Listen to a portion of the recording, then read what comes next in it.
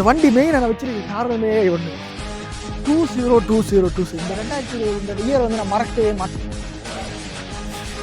அதுக்கு மெயின் காரணம் என்னோட எக்ஸ் அல்ல கவம் வந்துச்சு. கவம் வந்து செகண்ட் டைம் இப்போ வந்து பாரு லைனில் வாரேன் சரியா?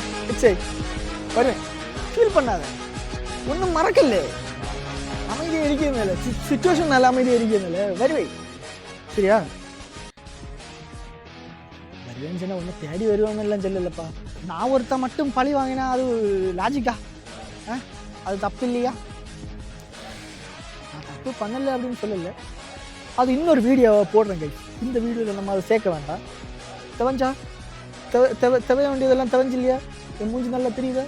இருட்டு இந்த தெவஞ்சிருக்கும்.